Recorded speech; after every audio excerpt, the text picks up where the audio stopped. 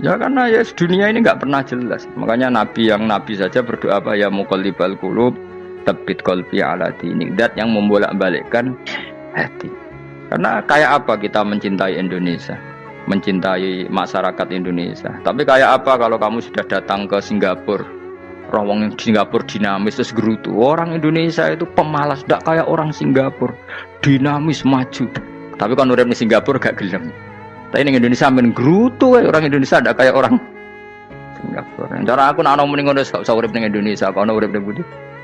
Singapura. Islam Indonesia gak mutu kayak dak di Timur Tengah, jubahan semua gini-gini. Enggak ana wong goblok ra iso ngaji jubahan ya dekne ra trimo goblok jubahan. Angel ngadepi wong iku angel. Lah terus kon piye?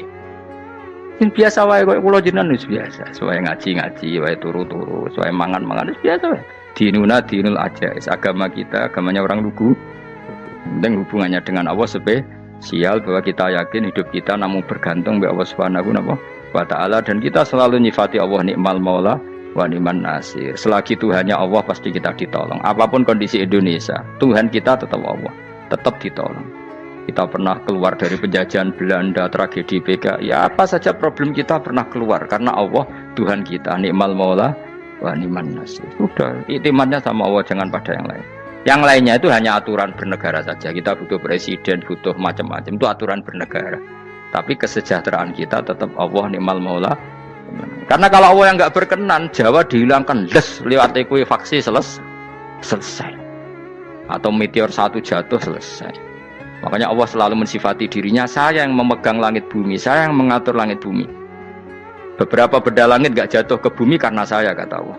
Inna wa yumsikus samawati wal ardo antazula wala inzalata in amsakahuma min ahadim min ba'di. Kalau sistem alam langit itu hancur, semuanya tapi kita enggak. Kadang-kadang membayangkan dunia enggak hancur itu kalau kestabilan negara. Negara tak stabil, kalau alam enggak stabil mau apa? Semuanya enggak koruptor, semuanya adil, tapi diguncang gempa tetap selesai. Diundang faksi tetap selesai. Makanya Allah selalu mengingatkan kita aamintum manfis sama yakhsifa bihumul ardo fa idza hiya tamur. Kenapa kamu merasa aman di bumi? Bumi ini setiap saat bisa likuifaksi, kata Allah. Karena bumi itu dzatis sodq, potensinya pecah.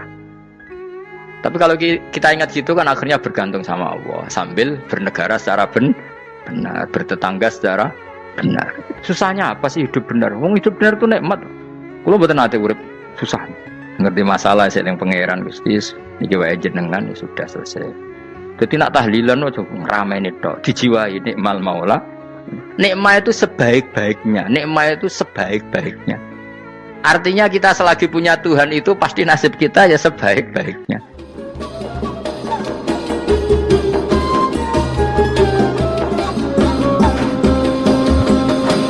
Pokoknya sing ora hafal Quran lah, ibu-ibu hafal. Yo syaratnya. Terus sing ora hafal ibu-ibu hafal kudu hafal ayat iki. Paling gak yo hafal maknane. Ya tak wacana sitok-sitok. Summa aurasna, manan kemudian saya kasihkan. Karena anak dimaknani waris itu kan kesane sing ngekeki mati. Ya dal Allah ora mungkin mati. Mulane Imam Suyuti urun atoina, manane aurasna iku atoina paring. Kok nak dimaknani waris kesane kan yang memberi mati, padahal pangeran ra bakal mati. Ono Imam Suyuti. Cara aku niku wong Isra kabeh nama maksudnya ora ngono. Mulane aurasna mek dekne diganti apa? Atoina. Ya agak ulama dadi ra roh karepe. Nak kula roh karepe aurasna iku kan waris. Waris kesane kan mati. Terus dekne urun atoina. Terus Alkitab itu kitab apa saja, Injil ya kitab, ya kan Alkitab. Lah kuwatir diarani Injil, dekne Imam Suyuti urun Al-Qur'an. Wis bener to iki? Paham ya? Kowe tak warai dadi wong alim ya. Wes bener. Ya salim berarti. Soleh boyong cara santri soleh boyong. Soleh. Nah, ayat ini menurut saya bukti bahwa kita pasti benar ya. Terus kita ini kelompok ahli sunnah napa? Wal jamaah itu pasti benar. Meskipun secara personal kita salah, tapi mazhab kita pasti benar. Ya apa ayat ini? Kan jelas ayatnya. Kemudian kitab ini, Al-Qur'an ini tak kasihkan orang-orang yang kami pilih. Orang dipilih Allah itu kan kelas super, ya kan? Allah yang milih loh, bukan sekedar lembaga negara. Allah yang milih itu kan berarti super. Tapi kemudian orang super itu uniknya Allah bilang faminhum zalimul linafs. Orang yang saya pilih itu kemudian ada yang kelakuannya itu kurang ajar, zalim. Sekarang pertanyaannya, Orang yang dolim itu bagian dari yang dipilih apa keluar dari yang dipilih? Keluar bagian apa keluar? Bagian. Makanya cara ahli sunnah, wong fasik itu ora keluar dari Islam. Mergo minhum rujuke je alladinas tofaina. Paham ya, mulane ora usah terprovokasi wong-wong. Wong nek zina ora Islam, dosa gede ora Islam, nyekel patok kuburan ora Islam, dikeris ora Islam. Iku keliru. Wong Allah dhewe dawuh kemudian Quran ini tak kasihkan sama orang-orang yang kami pilih. Lah yang kami pilih itu ada yang berstatus dolim. Artinya yang dolim pun masih berkategori yang kami pilih. Artinya minimal tidak keluar dari nopo Islam. Itu kan normal. Misalnya saya sebagai pelatih milih 11 pemain. Ya tentu setelah di lapangan ono sing dolim kan. Mau ngamun tok. Mau kerobok tok. Tapi tetap dia pilihan kan. Tapi tentu nanti yang terbaik ya yang kerja keras, yang ngegulno. Tapi kan tetap dia sudah pemain di dalam situ. Jadi jelas ya. Makanya ya saya ulang lagi ya. Tak latihan. Misalnya ja'an nasu. Misalnya manusia itu datang faminhum zaidun. Waminhum amrun. Waminhum bakrun. Artinya ketika kata manusia itu pasti memasukkan zaid, amar, bakar. Orang-orang yang dipilih Allah itu ya siapa saja. Yang penting kategorinya dipilih. Meskipun setelah dipilih Allah itu ada yang berstatus dolim. Nah kenapa tetap dipilih Allah? Ya karena dia punya status. Tak warai ya dadi wong alim. Anggap ae Lailatul Qadar ora usah darani ganjil. Sing darani ganjil ya sapa? Aneh-aneh. Lailatul Qadar ya mulai tanggal 1 Ramadan. Malah ulama darani mulai ruwah. Iso wis ruwah wingi. Kalau sering tolak Lailatul Qadar ya kadang mulut, kadang Dzulhijjah. Kalau kan jenisnya on time. Kayak wong melarat, dene dhuwit pedak entuk THR. Nah wong marang pangeran ya sawal selo besar ya untuk napa? Lailatul Qadar. Mergo Lailatul Qadar iku malam diturunane Quran. Quran itu turun Ramadan tok apa tau Sawal ya? Sawal ya tau, Dzulhijjah tau. Dzulhijjah tau. Bolak-balik al-yauma akmaltu lakum turun apa? Bulan apa? Dzulhijjah. Kowe mari amatir, itu angel terang. Sing darane Lailatul Qadar iku malam diturunne Quran. Quran turune iku pira? Ya macam-macam, Ramadan nggih bolak. Lah tapi ana kelas-kelas premium, ana kelas umum, sing kelas umum wis pokoke Ramadan. Sing ganjil, ganjilnya dipilih salah sitok. Dadi iku pembatasan napa? Nah, Quran dhewe turun coba surat paling terkenal, ayat paling terkenal al-yauma akmaltu lakum turun tanggal pira? Tanggal 9 Arafah Dzulhijjah haji wada. Padahal ta'rif Lailatul Qadar apa unzila fihil Quran. Ya tapi ilmu ini mari debat biasa. Semume wong ora takoki wong Gus nuzul Quran tanggal pira 17. Lailatul Qadar tanggal 21. Ya jare nuzulul Quran yo pas Lailatul Qadar. Mbok wong-wong lak muni bingung nang wong. Nah aku sing ra bingung. Lho kowe ora tau mikir jajal. Nuzulul Quran sing resmi ning kitab-kitab tanggal pira? 17. Lailatul Qadar tanggal. Padahal Lailatul Qadar disifati apa? Malam turune. Quran. Kowe ora tau bingung ngono. Wong ana kadang ngirim wong goblok, wong kok ayeme ngono. Iki ora tau mikir. Aku gumun goblok-goblok. Dadi ana ilmu paradok barang ya tenang, santai. Padahal ya tak bedheki ya. Nuzul Quran tanggal piro? Sing resmi cara kitab-kitab 17 Ramadan. Lailatul Qadar sing resmi 21 nganti 29. Terus Lailatul Qadar iku wulan apa? Wulan diturunkannya Al-Qur'an. Berarti tanggal piro? Bocah dijak pinter ya kan inna anzalnahu fi lailatul qadar. Saya tak tahu. Nuzul Quran tanggal piro? 17. Lailatul Qadar. Seliko. Terus Lailatul Qadar ke malam diturunkannya Al-Qur'an turun tanggal 17. Berarti Lailatul Qadar tanggal ada dik. Ora tau kalau yo gumen mek wong-wong. Yo kok penak weh.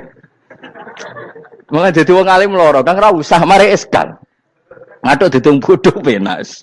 Pokoke nuzul Quran piro Kang 17. Lailatul Qadar selikur.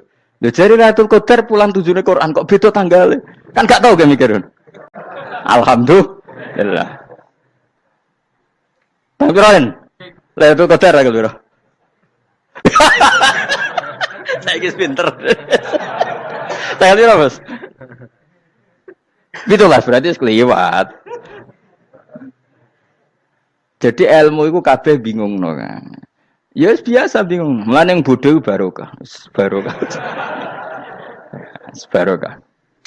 Kula cara ora dipilih pangeran nggih milih dadi wong bodoh, tapi wong pangeran milih kula dadi wong pinter dadi tak syukuri wae. Tapi kadang kula iri, wong bodoh iku iri. Modele penak urip ngono. Santai. Ya saiki ya Lailatul Qadar iku sifatnya apa? Inna anzalnahu fi lailatul. Normalnya kan ainu nuzulil Quran yo ainu Lailatul Qadar. Berarti tanggal piro? Dorawade lagi. Innalillahi wa inna ilaihi raji'un. Kita warai ilmu cara wong alim. Meskipun sampean boleh bantah siji yo kadang keterbatasan ilmu. Nomor loro hasud, bantah kan sebab macam-macam. Hasud, nomor telu bantah gue kegiatan. Kayak wong kuliah nak gak kritis kan darani ra pinter. Jadi cocoklah ya kudu bantah. Engko khas-khasan cerdas apa? Nomor 4 bantahan itu sifatnya wong wedok. Menang kalah protes. Berarti kowe ora lanang berarti wedok, tukang protes e wedok. Nomor 5 bantah itu berarti dia punya keiskalan tapi gak bisa keluar dari keiskalan itu. Jadi problem Anda ditimpakan ke saya, itu ya ora sopan. Problem-problemnya dhewe kok ditimpakan ke saya. Begini terang hukumnya Allah Ta'ala itu ada yang berstatus itu lugu. Lugu itu ya lugu ummi. Karena agama ini memang ummi. Ummi itu lugu. Sehingga agama ini tidak perlu diterangkan. Ketika Abu Hanifah, agama ini ketika datang, itu orang lugu. Lugu itu murni. Murni itu proporsional. Sehingga sifat ummi itu baik. Misalnya saya bilang gini, rungono awas kena keliru. Kalau kamu sholat itu batal kalau makan. Itu ukurannya 1 upo apa 1 piring? 1 upo kan? Itu sudah batal. Terus kalau saya bilang gini, Jong nak tamu gak imangan, itu 1 piring tak 1 upo. Ndak jawab ya? 1 piring. Orang iso misal, tak keimangan gue 1 upo. Nah, lalu Anda ditanya gini, lalu definisi makan itu apa? Memasukkan 1 piring ke mulut, apa 1 upo ke mulut? Dalam bab sholat, 1 upo ke mulut itu makan. Tapi dalam bab hormat tamu itu 1 piring. Setuju ya? Tak warai pinter kayak. Ayo tak warai ya. Wes setuju ya? Wes pinter. Lo jawab wes pinter. Urung.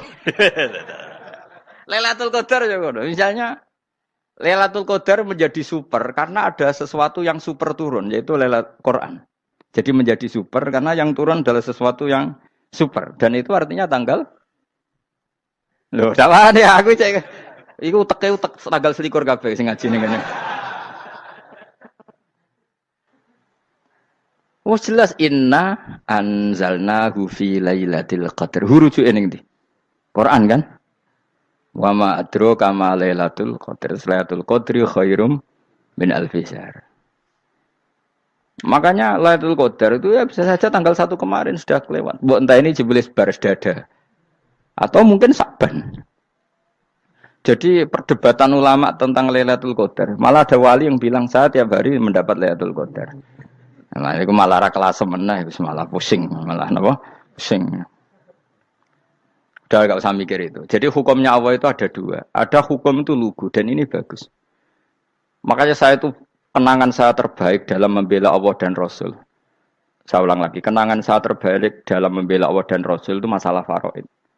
Dulu mungkin banyak yang ingat lah ketika tahun berapa lupa saya. Tapi ada seorang menteri dan pakar Islam menggulirkan isu hak waris itu sama. Lelaki dan perempuan sama. Alasannya karena perempuan sekarang kerja. Jadi gara-gara kesamaan gender kemudian mereka ingin bagi waris itu apa? Sama lidzakari bisu hadil. Saya itu ditentang. Gerakan itu pernah menguat, termasuk yang bisa dengan tanda kutip bisa menghentikan gerakan itu termasuk itu saya. Yang punya pikiran gitu tak parani, tak tantang begini. Saya bilang gini, Anda ngomong ini itu karena pinter apa karena tren? Tak tanya, ya karena pinter. Saya ini kan orangnya keren, punya kepangkatan jos lah. Ya kepangkatan jos, kepangkatan dunia, mestinya cara pangeran bojos ora ya ora. Cara ukuran dunia itu jos lah. Tak tanya, Saya itu Pak Ba, termasuk yang setuju gerakan kesamaan gender. Dulu kan lelaki perempuan itu beda sekali karena lelaki kerja perempuan enggak. Sekarang sama-sama kerja maka warisnya harus sama. Terus saya tanya gini, lalu penyebab warisan itu kerja apa lelaki? Dia jawab kerja. Dia nggak ngerti kalau ngadepin saya. Saya ini kan orang alim yang biasa belajar mantek. Dia ini ratoh nak aku ngalim. Sembrono ya jadi ini. Ketika tak tanya gini, lalu misalnya saya punya anak, yang anak saya putri itu direktur BUMN atau direktur bank atau direktur PT besar. Kemudian anak lelaki saya idiot, goblok. Warisannya dikasihkan siapa? Kalau kerja adalah alasan dapat warisan, berarti anak saya perempuan itu yang dapat warisan dong. Anak saya lelaki kan idiot, nggak kerja. Lalu warisan itu berdasar prestasi apa empati? Kalau berdasar prestasi malah Anda ini aneh. Sudah kerja direktur BUMN hanya karena dia kerja, dia dapat warisan. Karena Anda bilang asbabul irsi adalah kerja. Kalau saya bilang karena empati, saya juga gak fair. Yang kerja juga butuh modal gak saya warisi, tapi yang idiot tak warisi karena warisan berdasar empati. Lalu Anda milih mana? Bingung deh. Sampai dia ikrar, saya belum pernah mendapat perlawanan seperti ini. Karena Anda ngomong sama orang-orang goblok, kata saya. Terus saya bilang, saya ini ngaji Wahab, khatam berkali-kali. Anda mungkin baca kitab Wahab itu hanya terjemah. Maka menurut Islam, yang menjadi hak waris itu sebabnya zukurah wal unasah. Kelelakian menjadi dapat 2 bagian, keperempuanan menjadi 1 bagian. Dan itu Islam tidak mau urusan dengan prestasi maupun empati. Mujarrodul zukurah dan mujarrodul unusah. Sehingga dengan seperti ini tuh Islam nggak ribet. Coba kalau kamu pakai ilatul hukmi, pakai cara berpikir logika, malah ruwet. Karena tadi, kalau kesamaan gender itu karena perempuan kerja, lalu misalnya yang lelaki idiot misalnya atau pengangguran, warisan kamu kasihkan siapa? Kalau kerja itu menjadi alasan hukum, kamu kasihkan yang perempuan kan? Aneh nggak? Yang sudah kerja malah kamu kasih warisan yang nganggur? Enggak. Berarti berdasar prestasi atau berdasar empati. Kalau kamu dapat warisan, idiot dulu dong. Idiot dulu, goblok dulu, kecelakaan dulu, baru dapat warisan. Karena dapat empati, yang sudah PNS gak perlu dapat warisan. Karena sudah juga ruwet. Fikih seperti ini ruwet gak? Ruwet. Nah, kata Imam Haromen, gurunya Ghazali, agama itu kadang dinuna dinul ajais. Kita ikut yang lugu saja. Allah bilang lelaki dapat 2 bagian dari perempuan, ya lelaki ya yang punya alat kelamin, penis. Perempuan yang punya farji, ya sudah gitu aja, gak usah ruwet-ruwet. Kenapa begitu? Ya sudah seperti itu. Nanti lama-lama gini kalau diterusin. Ada seorang dokter fikih perempuan. Dia menguasai fikih sholat. Ruhin lanang tapi gak menguasai fikih sholat. Rohnya mau pesolatan misalnya. Lalu yang jadi imam siapa kalau berdasar prestasi? Perempuan dong, karena dia doktoral fikih sholat. Dia menguasai aneh-anehnya sholat. Goro ibu masaili sholat dia menguasai. Sementara Ruhin takoki salat apa Ruhin? Pokoke niku Gus ngadeg terus lungguh. Terus ngadeg malih. Apa? Ada mulan. Nak salam ngalerien. Dia tahunya hanya itu, Dok. Lalu kalau nuruti imam salat adalah yang terpandai dalam fikih salat, tentu yang imami perempuan. Tapi agama ini tidak seperti itu. Pokoknya wong lanang imami. Wong wedok. Jadi makanya kata Imam Haromen dinuna dinul ajais. Sampai Said Muhammad itu sering ngutip beliau ngintikan Allahumma imanan ka imanil ajais, ya Allah. Semoga iman saya menerima konsep engkau itu ka imanil ajais. Imannya wong wedok-wedok sing lugu. Ajis itu perempuan lugu yang sudah sepuh. Jadi misalnya ngukur anak seneng ya anak kono gedang goreng, ngekei duwe, ya lugu saja. Itu bagus. Daripada kamu pakai argumentasi, karena argumentasi ini sebetulnya kelihatan cerdas, tapi ada kebodohan masif. Karena tadi, kalau hak waris kita otak-atik dengan prestasi, maka yang pro empati akan protes. Paham ya? Masa yang sudah kerja dikasih banyak, yang idiot enggak. Tapi kalau berdasar empati juga aneh. Masa dapat warisan harus goblok dulu, harus kecelakaan dulu. Maka Rasulullah pernah ngendikan ketika ditanya, lalu warisan untuk siapa ya Rasulullah? Nabi jawabnya lucu. Fali aula rojulin dzakarin. Jadi Nabi sempat ngendikan kata rojul. Kemudian direvisi dzakarin. Fali aula rojulin dzakarin. Semua ulama ngendikan dzakarin di sini adalah badal. Nabi ngendikan rojulin, kemudian Nabi ingat kalau rojul itu identik dengan lelaki dewasa. Apa? Kemudian Nabi mengulang lagi dzakarin, tidak harus dewasa, yang penting lelaki. Jadi meskipun baru lahir, kalau dalam keadaan baru lahir namanya apa? Kan dzakarin kan? Belum bisa dikatakan rojul. Paham ya? Nabi ngulang 2 kali. Fali aula rajulin dzakar. Ini penting saya utarakan supaya clear. Jadi agama itu gak usah diotak-atik. Ya itu tadi, misalnya imam sholat itu lelaki. Ya sudah lelaki. Lelaki itu apa? Yang punya alat kelamin lelaki. Jangan dibalik ini. Yang dikatakan lelaki itu orang kuat.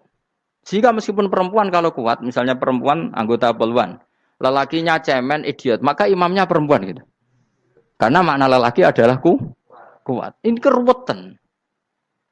Jadi agama itu tidak seperti itu. Nah sekarang kembali ke pilihan. Yang dikatakan pilihan itu orang hebat. Apa yang dipilih? Apa berdasar definisi? Apa berdasar kehendak yang milih?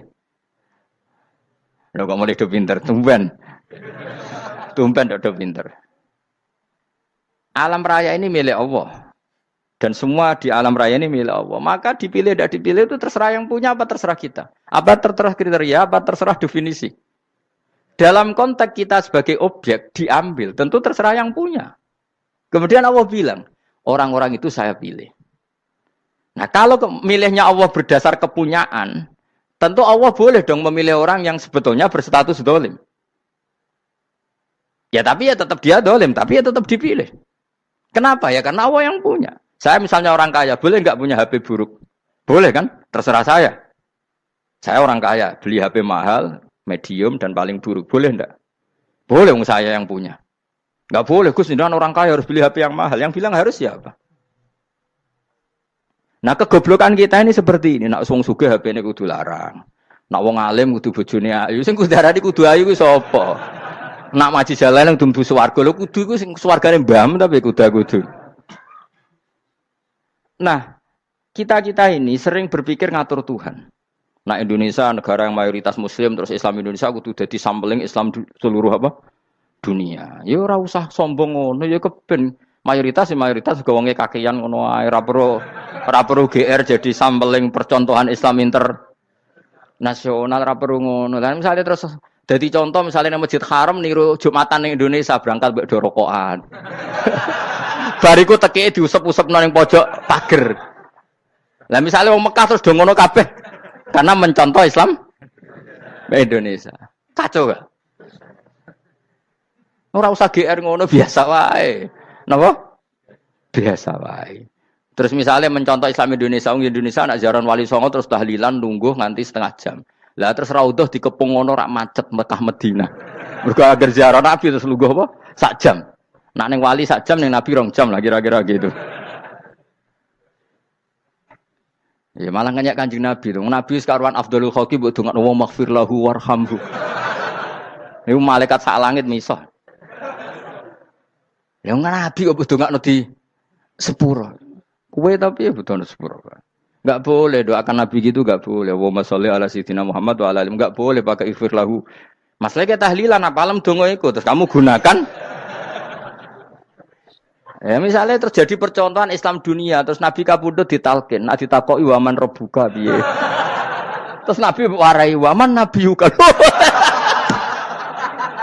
Mesti Nabi yo pro, lah aku Nabi jebot takoki.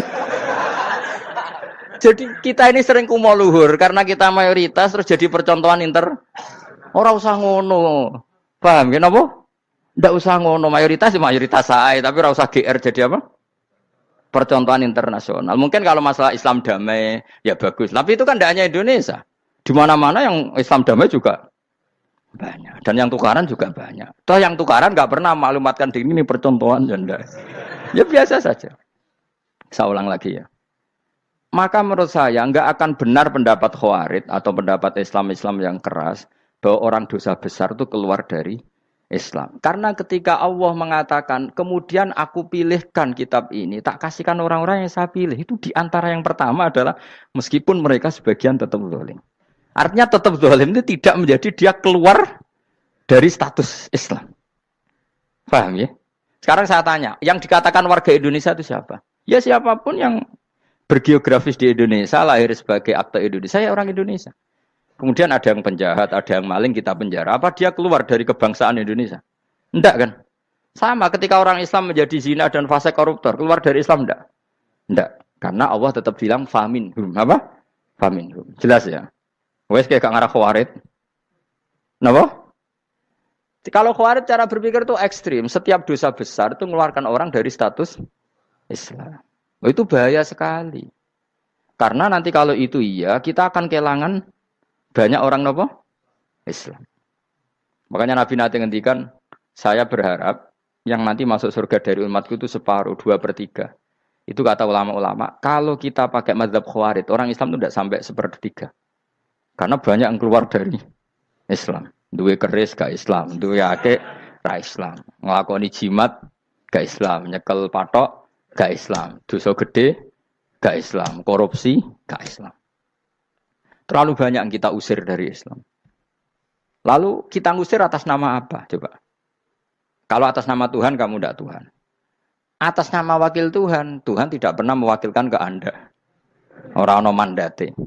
Yang kita tahu dari Quran ya ayat ini, tsumma awrasnal kitabal ladzina astafaina min ibadina. Kemudian kitab ini tak kasihkan orang-orang yang saya pilih, dan orang yang saya pilih itu faminhum zalimul li nafsi. Dan sebagian dari itu adalah orang zalim, dan itu jelas bagian dari itu. Artinya keluar apa masuk? Keluar apa masuk? Masuk. Meskipun ya yang zalim tetap berstatus zalim, kayak warga Indonesia, ini semua warga Indonesia. Paham ya? Yang maling ya tetap warga Indonesia. Meskipun ya tetap maling. Jelas ya? Tenan ora gitu. Makanya ahli sunnah itu pendapatnya falam nukafir mu'minan bil wisri. Kita tidak akan mengkafirkan orang mukmin hanya karena melakukan dosa. Kenapa ya? Karena Allah bilang faminhum setengah sangking itu masuk bagian. Dan itu luar biasanya Allah disebut istofaina. Tetap orang-orang pilihan. Maka ini penting saya utarakan supaya kita ini tidak sok-sokan. Terus yang zalimul li nafsi pun potensi dimaafkan sama Allah. Asal dia tobat, dan tobat itu sama Allah nggak ada batasnya. Malam yuhur kiri sampai apa? Nafas apa? Terakhir. Dan kadang orang itu sebetulnya nggak niat tobat, cuma ada perilaku tertentu sehingga dadian Allah itu simpati. Itu juga banyak yang diterima tobatnya Allah. Makanya kata ulama-ulama itu, istighfar itu tidak syarat diampuni. Yang menjadi orang terampuni itu kehendak Allah. Istighfar itu bagian kecil dari syarat-syarat itu. Bisa saja orang tanpa istighfar tapi diampuni Allah. Misalnya Allah dawuh wa yaghfiru ma duna dzalika liman yasha. Itu bukan liman yastaghfir tapi liman yasha. Contoh masyhur kan, kamu pernah dengar kan, ada orang nakal itu, mau misah itu ya kira-kira lonte atau apalah. Dia datang pulang ketika melihat anjing ngeleti pasir, dia berpikir ini kehausan kayak saya. Kemudian dia turun ke sungai memberi minum anjing itu, kemudian Allah memaafkan dia karena itu. Pas itu di semua hadis riwayatnya dia tidak pernah istighfar. Telah punya perilaku yang menjadikan dia diampun. Banyak enggak seperti itu?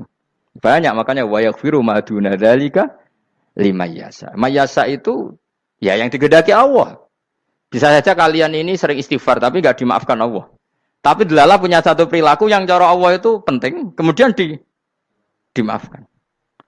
Kayak Saharatu Fir'aun, itu dia tidak pernah istighfar, tukang sihir Fir'aun. Dia diampuni Allah, dikasih iman tuh gara-gara jadi wong Jogja. Terus ngono tok. Jadi pas mau duel adu sihir. Iku dalah dekne mendingan ya. Qalu ya Musa imma antulqiya wa imma annakuna nahnul mulkin. Monggo jenengan riyen napa kula riyen. Dadi gara-gara dekne didikan Jogja niku. Lah wong ape duel, mestinya tarung itu semakin cepat mengambil kesempatan kan semakin menang. Ini sudah jelas tarung. Ngapunten jenengan riyen napa. Lha iku pangeran itu terus simpati. Wong kok sopane ngono apa? Akhirnya Allah memberi iman gara-gara apa? Imma antulqiya wa imma annakuna nahnul mulkin. Monggo jenengan riyen. Lah Musa juga Allah juga enggak terima kalau nabinya kalah sopan. Sehingga Allah memerintahkan Musa adalah sopan. Mboten jenengan mawon. Jadi lucu. Jadi Nabi Musa qala bal alqu. Jadi Nabi Musa enggak jenengan riyen mawon. Jadi coba, itu kan unik. Dia tidak ingin diampuni Allah, tapi adalah dia sebenarnya satu perilaku yang menjadikan Allah itu simpati, yaitu kesopanan dia dengan Nabi Musa. Imma antulqiya wa imma annakuna nahnul. Nabi Musa juga bilang qala bal alqu moga jenengan riyen mawon. Akhirnya sakar nggih nak ngoten. Makanya Firaun itu mangkelnya bukan main. Ketika pertunjukan itu akhirnya kan Saharatu Firaun kan kalah. Setelah kalah langsung iman. Maka kata Firaun, ini jelas Musa itu guru kamu.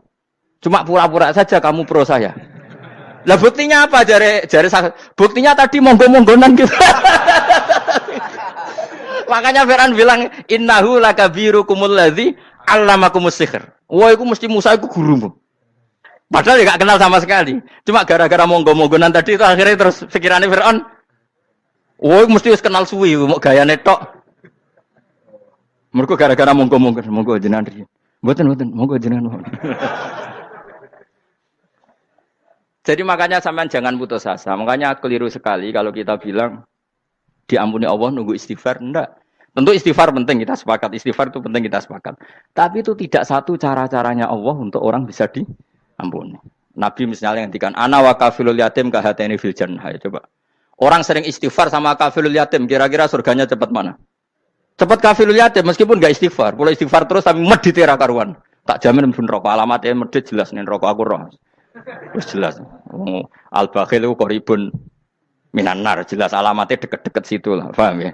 Wis jelas as-sakhi koribun minallah, koribun minannas, baidun minan nar. Nah al-bakhil baidun minallah, baidun minal jannah, koribun minan nar. Jadi orang medit itu ya deket-deket situ alamatnya sudah jelas deket-deket dengan neraka. Ana wa kafilul yatim kahataini fil. Berapa?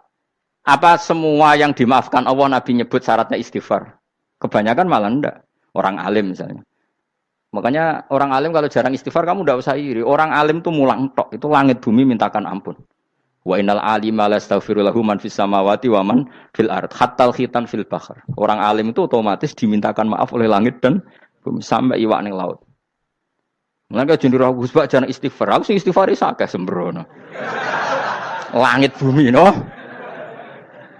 Mulane kula nu jarang istighfar bukan karena saya sombong, memanfaatkan istighfar mereka, no? Dan saya yakin itu lebih mandi timbang istighfar saya. Ngon koman fi samawati nglebokno Jibril, Mikail, orang-orang keren, no? Makhluk-makhluk no? Keren. Saya baru cari hadis yang wa innal muta'allim sing ijek belajar tapi belum ketemu. Nanti kalau ketemu tak kasih tahu apa?